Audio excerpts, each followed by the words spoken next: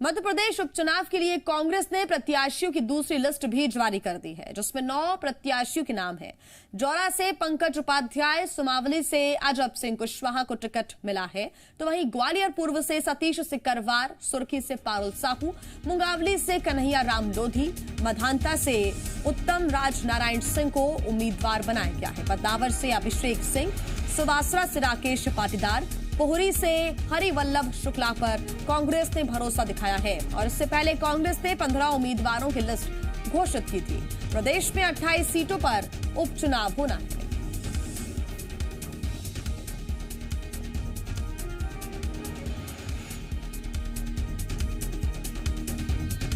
तो उपचुनावों की जंग अब और तेज होती जा रही है। एक तरफ जहां कांग्रेस ने पहले ही 15 नामों की लिस्ट जारी कर दी थी, लेकिन अब 9 प्रत्याशियों की सूची एक बार फिर जारी कर दी है। 4 नाम और बचे हैं और जल्द ही कांग्रेस 4 नामों की सूची जारी कर देगी। 4 सीटें और बाकी है। फिलहाल 24 सीटों पर अपने प्रत्याशियों की घोषणा कांग्रेस कर चुकी है। बीजेपी ने अभी तक आधिकारिक रूप से नामों की घोषणा नहीं की है। पहली लिस्ट में 15 नामों की घोषणा की थी। दिल्ली से रविंद्र सिंह तोमर को अपना प्रत्याशी बनाया था, सत्यप्रकाश सिकरवार को अंबाह से अपना प्रत्याशी बताया था, तो वहीं गोहद से मेवाराम जाटव को अपना प्रत्याशी कांग्रेस ने बताया।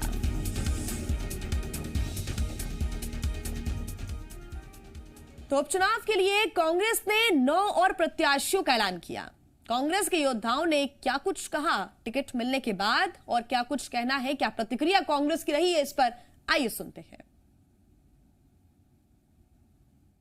इस बार का चुनाव पूर्ण रूप से जनता लड़ रही है और मुझे पूरा भरोसा है जनता के साथ इस बार न्याय होगा और जनता अपनी लड़ाई मजबूती से लड़ेगी। चटर्जी, मेरी सिर्फ जनता पे विश्वास है और जो जनता के साथ धोखा हुआ है, जनमत के साथ जो धोखा हुआ है, तो उस धोखे का जवाब जनता देगी। क्षेत्रवासियों के लिए बहुत बहुत धन्यवाद। मुझे बहुत अच्छा लग रहा है। कांग्रेस पार्टी ने मुझ पर विश्वास जताया है। मैं इस क्षेत्र की जनता के लिए मान सम्मान और इनके हक और अधिकार की लड़ाई लड़ूंगा। पार्टी ने एक मौका दिया है, उसके लिए मैं कमलनाथ जी को, दिग्विजय सिंह जी को, अरुण भाई को और ठाकुर राजनारायण सिंह जी को, सभी को बहुत बहुत धन्यवाद दूंगा। जो मिलावट राम लोग हैं, जिन लोगों ने सत्ता के लिए जनादेश को खंडित किया है, उनको जनता सबक सिखाएगी।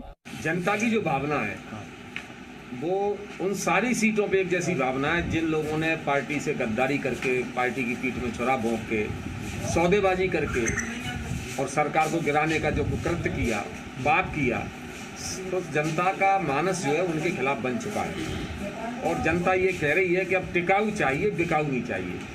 तो ये सबसे बड़ा मुद्दा रहने वाला है। चुनौती तो बीजेपी के लिए है, कांग्रेस के लिए बीजेपी कोई चुनौती नहीं है। वो तो पराजित मानसिकता से लड़ रही है। सबसे पहले मैं कांग्रेस के शीर्ष नेता तो हमारे राष्ट्रीय अध्यक्ष सोनिया गांधी जी, राहुल गांधी जी और मध्य प्रदेश के पूर्व यशस्वी मुख्यमंत्री आदरणीय कमलनाथ जी का और मध्य प्रदेश के सारे वरिष्ठ नेताओं का आभार व्यक्त करता हूं कि मुझ जैसे एक छोटे से किसान परिवार के कार्यकर्ताओं पर कांग्रेस पार्टी ने भरोसा जताया है। उसके कारण मैं आज कांग्रेस पार्टी का प्रत्याशी बना हूं। उपचुनाव में कांग्रेस के प्रत्याशियों की लिस्ट को लेकर बीजेपी का कहना है कि हम जो उम्मीद कर रहे थे लगभग वही कैंडिडेट्स हैं। बीजेपी से कांग्रेस में गए लोगों को टिकट देने पर कहा कि इससे बीजेपी को कोई परेशानी नहीं, हमारी तैयारी कांग्रेस से ज्यादा मजबूत है। कांग्रेस की सूची आई है, उसकी हमें चिंता इसलिए नहीं है क्योंकि हम जिन प्रत्याशियों के साथ चुनाव लड़ रहे हैं उनके साथ हमारा पूरा भारतीय जनता पार्टी का संगठन चुनाव लड़ रहा है। लगभग वही नाम है जो हम लोग मान रहे थे कि इनको प्रत्याशी बनाया जाएगा। 1-2 जगह जो लोग भाजपा से गए हैं उनको कांग्रेस ने टिकट दिया है, लेकिन हमारे लिए चिंता नहीं है क्योंकि हमारी पूरी पार्टी एकजुट होकर चुनाव वहाँ उन विधानसभा क्षेत्रों में लड़ने जा रही है। कांग्रेस की सूची आई है, कांग्रेस ने अपनी सूची जारी कर दी है, तो बीजेपी की प्रतिक्रिया आई है। बीजेपी ने कहा है कि हमारी तैयारी कांग्रेस से ज्यादा मजबूत है। देखना होगा कि बीजेपी कब तक आधिकारिक रूप से अपने नामों का ऐलान करती है। बड़ी खबर इस वक्त आपको बता दें, मध्य प्रदेश में फॉलन आउट किए गए 900 से ज्यादा अतिथि विद्वान परेशान हैं। सीएम शिवराज सिंह चौहान से मिलकर अपनी समस्या वो बताना चाहते हैं, जिसको लेकर अतिथि विद्वान उच्च शिक्षा मंत्री मोहन यादव से मिलने के लिए उनके ऑफिस पहुंचे थे। सीएम से मिलवाने की जब अतिथि विद्वानों ने मांग की तो मंत्री मोहन यादव ने बेतुके बोलते हुए कहा कि क्या मैं आत्महत्या कर लूं, मैं कैसे मिलवाऊं, जिसके बाद जी मध्य प्रदेश छत्तीसगढ़ ने पहल करते हुए अतिथि विद्वानों की मुलाकात उच्च शिक्षा मंत्री मोहन यादव से करवाई। तब मंत्री मोहन यादव ने अतिथि विद्वानों को सीएम शिवराज सिंह चौहान से मिलवाने का भरोसा दिया। जी मध्य प्रदेश छत्तीसगढ़ से बात करते हुए मंत्री मोहन यादव ने कहा कि विभाग अतिथि विद्वानों का हक दिलाने का काम कर रहा है। वहीं अतिथि विद्वानों का कहना है कि नौकरी ना होने से अब घर चलाना मुश्किल हो गया है। मैं बंगले के बाहर मौजूद हूँ। उच्च शिक्षा विभाग के मुखिया हैं मोहन यादव, और वहाँ पर ये अतिथि विद्वान, देखिए तस्वीरें देखिए, ये विकलांग अतिथि विद्वान है जो दिसंबर 2019 में फॉलन आउट का शिकार हुए थे। तब से इनके पास नौकरी नहीं है। कई दिन ये धरने पर बैठे रहे लेकिन इन्हें वापस नहीं रखा गया। पूरे प्रदेश भर में 900 से ज़्यादा अतिथि विद्वान हैं जिनको जॉब की दरकार है, जिनका परिवार बरसों से अतिथि विद्वान की नौकरी से चलता था। ये प्रदेश भर से इकट्ठा हुए हैं और यहाँ पर उच्च शिक्षा मंत्री के बंगले पर पहुँचे थे उनसे बातचीत करने के लिए कि उनकी जो बात है कि उन्हें वापस अतिथि विद्वान की नौकरी पर रखा जाए, इसी मांग को लेकर यहाँ पर पहुंचे थे और मंत्री से बात भी की थी। तस्वीरें देखिए, कितनी मार्मिक तस्वीर है। ये अतिथि विद्वान है, यहाँ पर पहुंचे हैं। कहाँ से आए भाई साहब? मैं सर वैसे भिंड का रहने वाला हूँ। भिंड के रहने वाला? हाँ। अच्छा, बड़ी दूर से आए? जी। और क्या मंत्री जी से क्यों चर्चा करने चाहते हैं? नहीं सर, मैं ये करना चाहता हूँ सर, हम लोग 2019 से फॉलन आउट बैठे हुए हैं, तो सबकी व्यवस्था करे। कोई कहता है साहब मंत्री सीएम साहब के पास फाइल है, कोई कुछ बोलता है सर शासन आता है चला जाता है। वो हम लोग बेरोजगार के बेरोजगार हैं, वापस रखा जाए, वापस रखा जाए और नियमितीकरण किया जाए हम लोगों को सर, तो हम लोग उद्धार हो जाए। हम कब तक भटकते रहे? 20-25 साल हो गए। जो स्थिति है, इनकी नौकरी जाने की वजह से अब संकट आ गया है। परिवार इन्हीं के सहारे चलता है। जो कई और महिलाएं हैं और जो अतिथि विद्वान है वो यहाँ पर पहुंची है, प्रदेश के दूर दूर से पहुंचे, भिंड से पहुंचे हुए थे। मंत्री जी से मुलाकात हो गई? जी, हमारी भेंट हो गई है उनसे। हाँ बिल्कुल। और मैंने उनसे निवेदन किया है कि करीब मेरे को 25-26 साल हो गए हैं और आज तक हम लोग कॉलेज में पढ़ाते आए हैं। आज मेरे विभिन्न साथी और अलग अलग जगह से और बहुत मुश्किलों से उधार पैसा लेके लोगों से और खा नहीं पा रहे हैं, तो हम चाहते कि हमको उस व्यवस्था में ले लिया जाए, कि इन्हें वापस व्यवस्था में ली जाए, वापस इन्हें अतिथि विद्वान बना दिया जाए, लेकिन कोई सुनने के लिए तैयार नहीं है। सर, उच्च शिक्षा विभाग का जिम्मा आपके पास है, अतिथि विद्वान परेशान है। बीजेपी जब ये धरना देते थे तब इनके धरना स्थल पर पहुंचती थी और कहती थी हम इस समस्या का हल कर देंगे। अब सर आपके बंगले के बाहर इंतजार कर रहे हैं, बीजेपी कब सुनेगी? नहीं, बीजेपी ने सुना है। बीजेपी ने लगभग 2500 तो सेल्फ फाइनेंस के अतिथि विद्वानों को लगाया है। लगभग 832 लोगों को अपने तरफ से चॉइस फिलिंग कराई है। जो 700 लोग बचे उनको भी हम बहुत जल्दी लगाने वाले हैं, लेकिन जगह मालूम पड़ जाए। अभी हमको चॉइस फिलिंग 10 सितंबर तक का टाइम था। कुछ ट्रांसफ़र केसेस भी आए हैं, कुछ शिकायतें हुई है, तो ऐसे करके जो जगह दिखेगी और ये इसकी फाइनेंस से और माननीय मुख्यमंत्री के पास फाइल भेज दी है, उसकी अनुमति का इंतजार कर रहे हैं, उसके बाद हम लगा लेंगे। दिसंबर में फॉलन आउट का शिकार हुआ था, इसका कोई इलाज थोड़ी है। जितना अच्छा हो सकता है हम तो हमारी तरफ से कोशिश कर रहे हैं। हमारे आने के बाद हमने लोगों को लगाया है, कोरोना जैसे संकट में भी लगाया है। बिल्कुल देखिए, higher education minister Mohan Yadav ji से सीधा जानूंगा। सर, एक वीडियो आ रहा है जिसमें आप अतिथि विद्वानों पर नाराज होते नजर आ रहे हैं, कह रहे हैं मैं आत्महत्या कर लूँ क्या? ऐसा एक वीडियो आया सामने। क्या? एक आपका वीडियो आया अतिथि विद्वानों पर नाराज होते हुए। मैंने तो नहीं देखा, देख लो जो मालूम। जिसमें वो कह रहे हैं कि सीएम से मुलाकात करवा दीजिए, आप नाराज हो रहे हैं? नहीं, हमने कहा कि सीएम समय देंगे तो मैं आपके साथ चलने को तैयार हूँ। समय तो सीएम देंगे ना, मैं क्या करूँगा उसके लिए। सर, आप मुखिया हैं, ये परेशान है, कोई विकलांग है, इनकी पूरी सहानुभूति अतिथि विद्वानों के साथ है।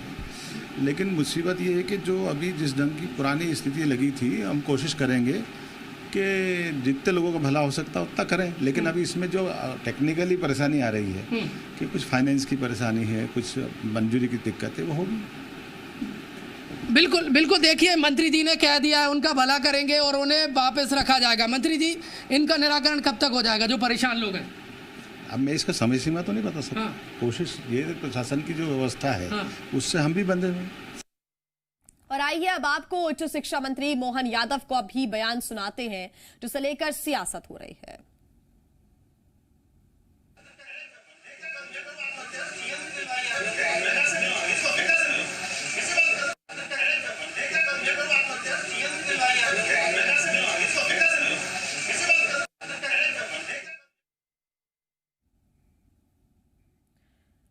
आइए आगे बढ़ते हैं। पहले विधानसभा में कर्ज माफी को कबूल करने वाली और फिर यू टर्न लेने वाली बीजेपी सरकार के खिलाफ कांग्रेस ने खास अभियान शुरू किया है। कांग्रेस विधायक कुणाल चौधरी ने किसानों के साथ प्रेस कॉन्फ्रेंस की और इस प्रेस कॉन्फ्रेंस में कुणाल चौधरी ने सिंधिया पर बड़ा आरोप लगाते हुए कहा कि वो किसान विरोधी है। सिंधिया शुरुआत से ही कर्ज माफी के विरोध में थे, लेकिन कमलनाथ और राहुल गांधी ने उनकी नहीं चलने दी और इसलिए उन्होंने बीजेपी के साथ मिलकर सरकार गिरा दी। कांग्रेस की प्रेस कॉन्फ्रेंस में मौजूद किसानों ने माना है कि उनका कर्ज माफ हुआ है।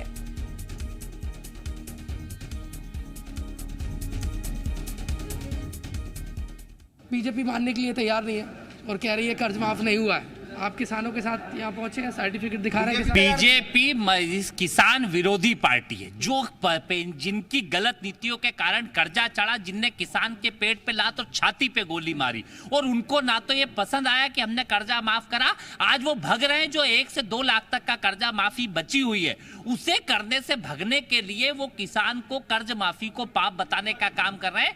बीजेपी दिन को रात बताने की कोशिश कर रही है, पर चिंता नहीं करे।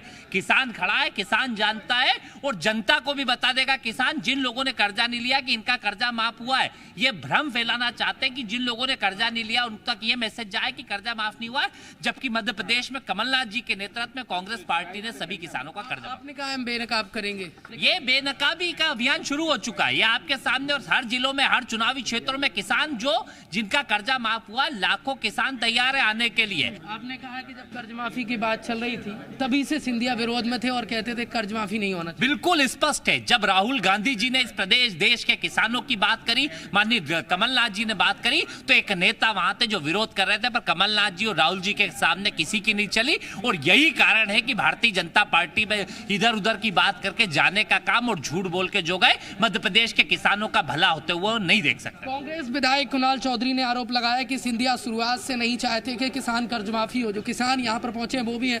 कर्ज माफ हुआ है? जी हुआ है सर। कितना कर्ज माफ हुआ है? मेरा 1,45,370। मेरा 1,41,313। 1,87,300। देखिए बिल्कुल तस्वीरें साफ कह रही हैं। इनके हाथों में सर्टिफिकेट है और किसान है, ये सभी काला पीपल क्षेत्र से आए हैं और कांग्रेस विधायक के साथ यहाँ पर मौजूद और कह रहे हैं कर्ज माफ हुआ है। कांग्रेस के बेनकाब अभियान पर बीजेपी ने पलटवार किया।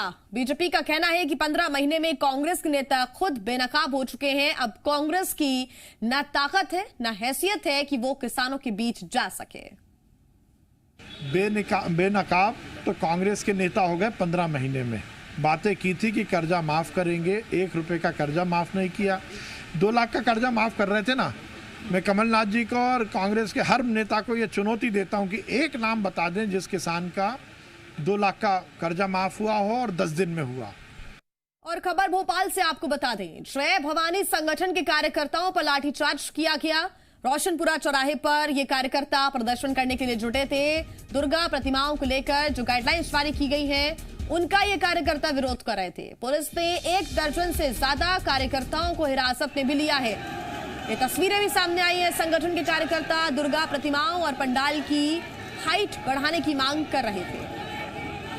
भीड़ अनियंत्रित होती दिखी तो पुलिस ने हल्का बल प्रयोग किया और लाठी चार्ज करते हुए भीड़ को यहां से खदेड़ा। दुर्गा महोत्सव को लेकर गाइडलाइंस जारी की गई है। मध्य प्रदेश के अंदर लिमिटेशंस लगाए गए हैं। 10 फीट चौड़ा, 10 फीट लंबा पंडाल लगाया जाएगा, 6 फीट ऊंची प्रतिमा लगाई जाएगी। इसको बढ़ाने की मांग ये कार्यकर्ता कर रहे थे। इन कार्यकर्ताओं को पुलिस ने लाठी चार्ज करते हुए वहां से खदेड़ा, वहां से हटाया।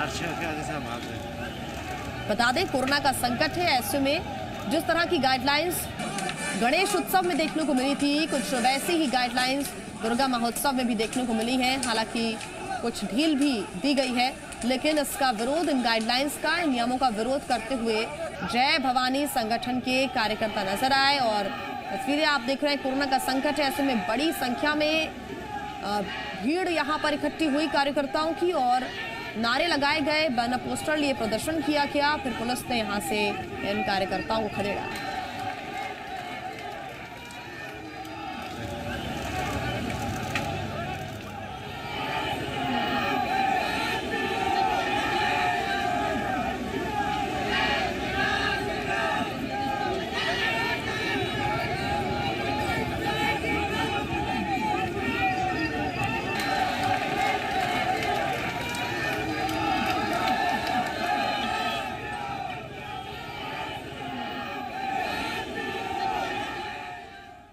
ब्रेक के बाद स्वागत है आपका। विदिशा में हिंदू उत्सव समिति के सदस्यों ने दुर्गा उत्सव के लिए तय गाइडलाइंस को धर्म विरोधी बताते हुए हटाने की मांग की है। रैली निकालकर शेरपुर में सीएम हाउस तक पहुंचे और यहां सीएम के नाम सीएसपी विकास पांडे को उन्होंने ज्ञापन सौंपा।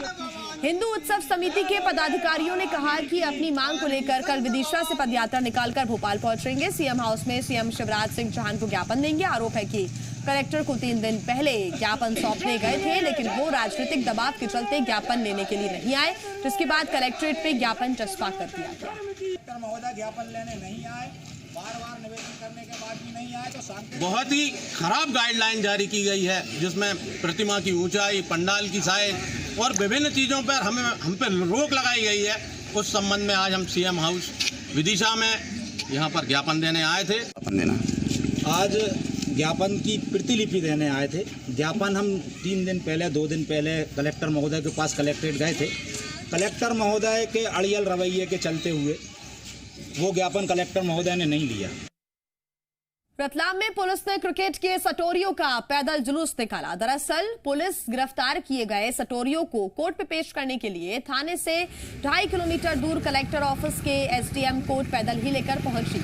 बता दें कि शहर में एसपी के निर्देश में सट्टा अभियान चलाया जा रहा है, जिसके तहत पुलिस ने अलग अलग क्षेत्रों में दबिश देकर 10 सटोरियों को गिरफ्तार किया।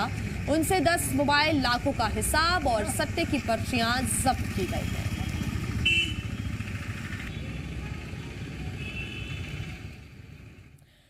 खेलों को अब तक लोगों से जुड़ने, घुलने मिलने और रिश्ता बनाने का एक जरिया माना जाता था, लेकिन भोपाल के फैमिली कोर्ट में पहुंचे एक अजीबोगरीब मामले ने सबको चौंका दिया।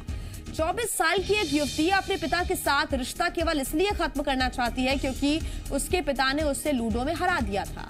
लॉकडाउन के दौरान ये युवती अपने पिता और भाई बहन के साथ लूडो खेल रही थी, तभी उसके पिता ने 6 से 7 बार उसकी गोटी काट दी, जिसके बाद बेटी के मन में पिता के लिए नफरत बढ़ गई। बेटी के कहना है कि वो अपने पिता के साथ रिश्ता नहीं रखना चाहती है। फैमिली कोर्ट में इस युवती ने कहा है कि उसे पिता को पिता कहने का मन नहीं करता। फैमिली काउंसलर सरिता राजवानी का कहना है कि युवती में लगातार सुधार हो रहा है और अब उसके पिता को बुलाया गया है। सरिता के मुताबिक युवती की मां का देहांत हो गया था और इसलिए युवती पिता से हारने के बाद अकेला महसूस कर रही थी।